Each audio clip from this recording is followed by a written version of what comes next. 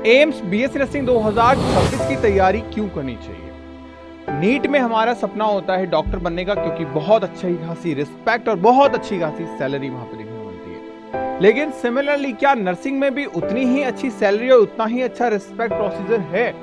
तो इस वीडियो में मैं आपको स्कोप ऑफ बीएससी नर्सिंग दिखाऊंगा कि अगर आपके मन में 1% भी थॉट है कि हाँ हमें बीएससी नर्सिंग में अपना करियर बनाना चाहिए, तो क्या सच में वो बेनिफिशियल है? इस वीडियो को देख के आपको रियलाइज हो जाएगा कि हाँ BSc nursing is important for you और नॉट।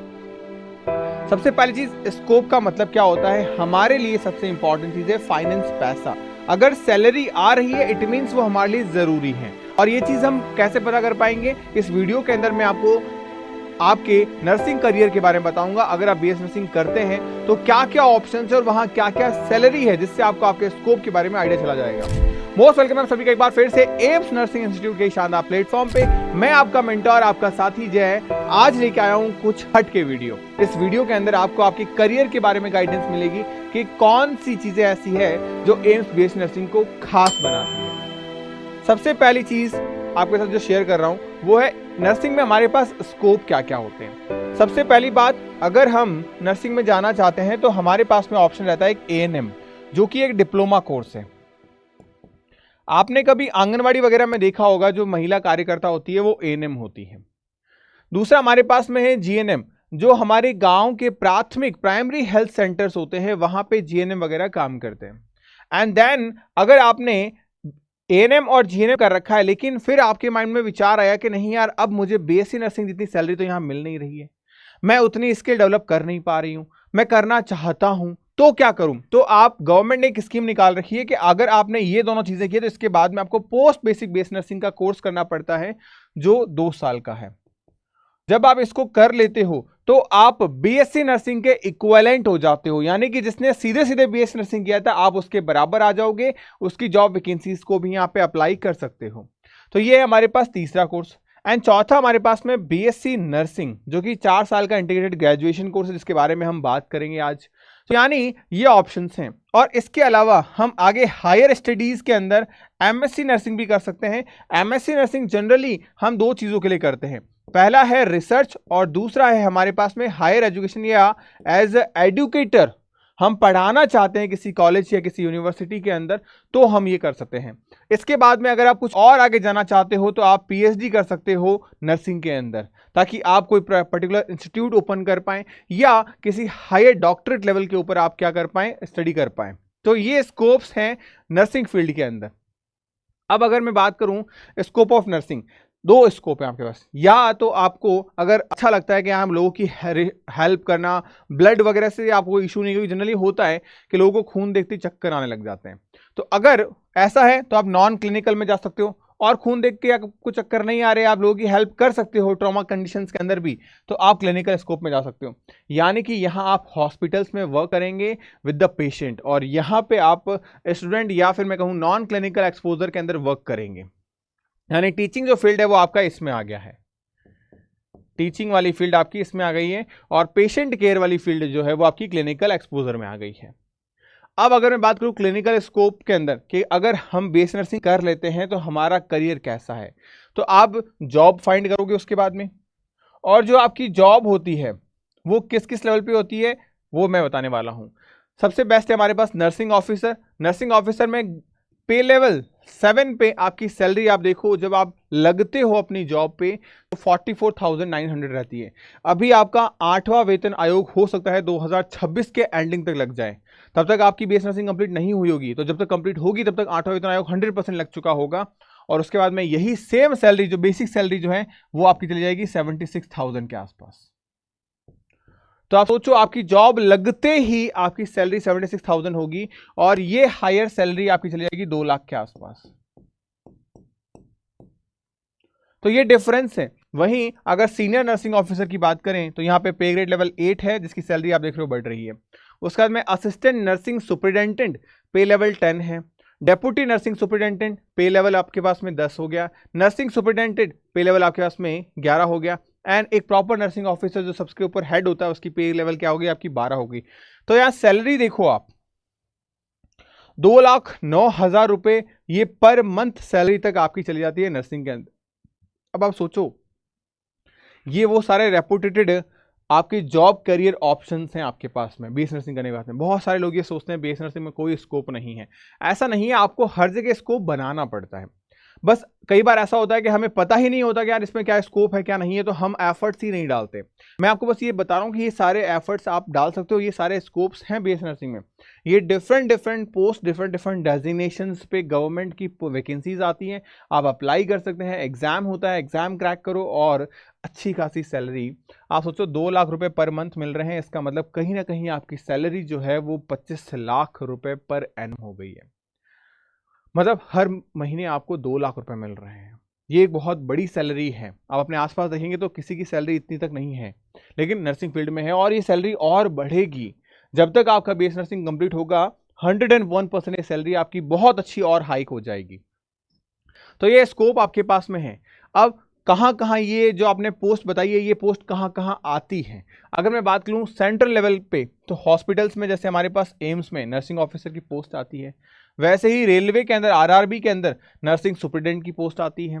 मिलिट्री के अंदर लेफ्टिनेंट, जो आपको पता होगा एमएनएस मिलिट्री नर्सिंग सर्विसेज के थ्रू जाती है, तो वहां पे लेफ्टिनेंट रैंक पे आते हो और आप जब रिटायर्ड होते हो 16 साल की सर्विस के बाद में, तो मेजर रैंक से रिटायर्ड होते हो। ये सारी बातें मैं क्यों बता रहा हूं आपको? ये सारी बातें मैं उन बच्चों को बता रहा हूं कि आपका मोटिवेशन यहां होना चाहिए। जो आप लोग सोचते हो ना, नहीं यार नीट नहीं हुआ मेरी जिंदगी में, क्या करूं मैं, सब कुछ बर्बाद हो गया, ऐसा नहीं है। आज नीट किया हुआ बच्चा वापस से नीट पीजी के एग्जाम के लिए फाइट कर रहा है। आप सोचो कि नीट वाले बच्चे जो नीट एग्जाम कर चुके हैं, डॉक्टर बन चुके हैं, उनका करियर भी अभी कहीं ना कहीं फुल स्टॉप लग चुका है। रीजन क्योंकि जब वो वहां जाते हैं तो उनको देखते हैं कि यार बहुत सारी भीड़ है। इंडिया में 1 लाख ऐसे बच्चे हैं जो हर साल पीजी का एग्जाम दे रहे हैं। 1 लाख बच्चे, 1 लाख प्लस बच्चे हैं वैसे तो, 1,46,000 के आसपास बच्चे हैं जो पीजी का एग्जाम दे रहे हैं। आप खुद सोचो ये बहुत बड़ा रेशियो है। सीटें कितनी है पीजी में? मुश्किल से मुश्किल सीटें हैं आपके पास में 2,500-3 हज़ार सीटें, हर स्टेट वाइज अगर मैं डिस्ट्रीब्यूट करूँ तो आप सोचो इतनी बड़ी संख्या, कंपटीशन वहां पे भी है। लेकिन इससे बढ़िया कि बीएससी नर्सिंग 4 साल का किया, ज्यादा कुछ खास पढ़ना नहीं, एंट्रेंस एग्जाम निकाला, 4 साल बीएससी नर्सिंग किया और सीधे जॉब लग गए। तो ये एक अच्छी चीज है। दूसरी बात, गर्ल्स के लिए तो और भी अच्छी चीज है, क्योंकि इसमें से मैक्सिमम वैकेंसीज में 80% सीटें गर्ल के लिए रिजर्व है। तो बेटा आपके लिए तो और भी प्लस पॉइंट है। बट बॉयज को डिसअपॉइंटेड नहीं होना है, क्योंकि मैं आपको एक चीज बता दूं, फाइट सिर्फ एक सीट के लिए होती है। मेरे खुद के पढ़ाए हुए ऐसे स्टूडेंट्स हैं जिन्होंने लगातार 3-3 बार नर्सिंग ऑफिसर एम्स के अंदर एग्जाम निकाला है, 3-3 बार लगातार। तो पॉसिबल है चीजों को। उसके बाद में ईएसआईसी में भी नर्सिंग ऑफिसर की पोस्ट है, ये भी सेंट्रल जॉब है। एंड अदर में आपके पास में स्टेट की आ जाती है, आप कॉन्ट्रैक्चुअल बेसिस पे भी जॉब लगती है आपकी, और करनी भी चाहिए, उससे आपका स्कोर बढ़ता है, आपका एक्सपीरियंस बढ़ता है। तो कहीं ना कहीं आपके पास में ढेरों सारे ऑप्शंस हैं। कॉन्ट्रैक्चुअल बेसिस पे तो इतनी सारी वैकेंसीज आती है कि आप पूछिए मत।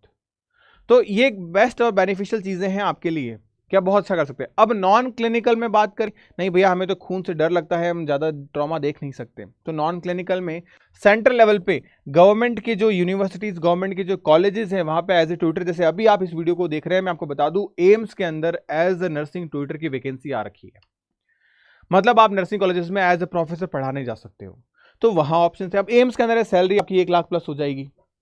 स्टेट में भी सेम ऑप्शन है आपके पास में, नर्सिंग कॉलेजेस यूनिवर्सिटीज़ के अंदर, एंड अदर ऑप्शंस भी आपके पास में अवेलेबल रहते हैं।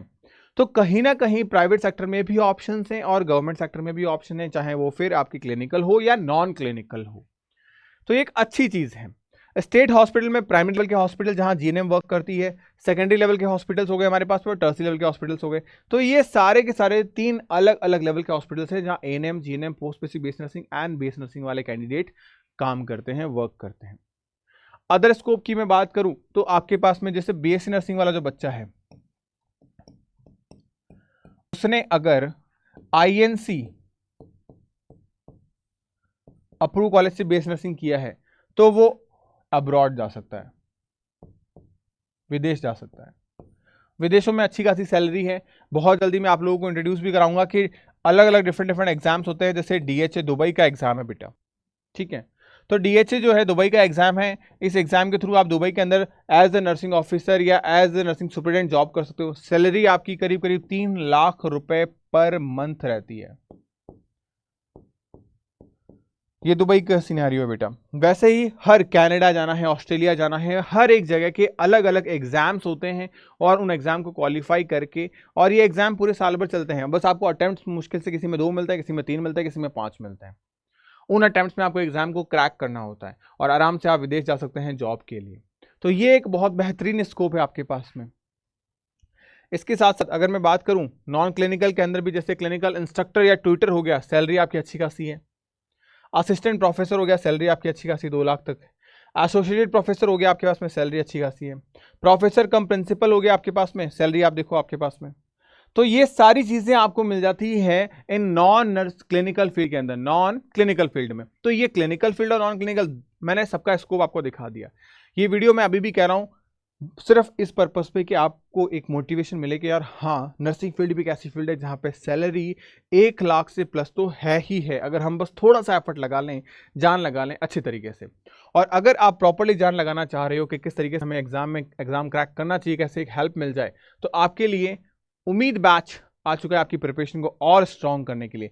इन बच्चों की तरह आप ढेरों सारे सपने साकार कर सकते हो प्रॉपरली सिस्टमैटिक वे से। और वो कौन सा बैच है जो आपके सपनों को साकार कर सकता है? एम्स बीएससी नर्सिंग के लिए उम्मीद प्लस बैच। इस बैच में वो सब चीज़ें आपको मिलेगी जो आपके सिलेक्शन को स्ट्रॉन्ग बनाती है। फिर चाहे वो बुक्स हो, फिर चाहे वो टेस्ट सीरीज हो, सब कुछ यहाँ फ्री ऑफ कॉस्ट आपको मिल रहा है। कौन कौन सी बुक्स है जो आपको मिल रही है आपके घर के ऊपर? तो ये है सारी की सारी जो आपके घर पे आपको डिलीवर की जाएगी। ये सातों किताबें आपके घर पे आ जाएगी। इसके साथ साथ अगर आप प्रॉपरली बुक्स ही मंगवाना चाहते हैं तो jacademy.in की वेबसाइट पे जाके आप बुक्स ऑर्डर कर सकते हैं। प्रॉपरली हर एक चीज़, आपको जो चीज़ें चाहिए वो सब कुछ आप कर सकते हैं।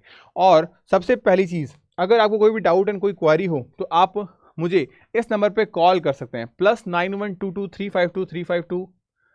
इस नंबर पे आप मुझे कॉल कर दीजिए, +912235282888 के ऊपर। या आप हमारे टेलीग्राम चैनल को ज्वाइन कर सकते हैं। यहाँ पे मैं ढेरों सारा कंटेंट जैसे कि एम्स जीके की classes, nursing aptitude, English, bio, physics, chemistry, इनकी क्लासेस, इनके एमसीक्यूज अपलोड करता रहता हूँ।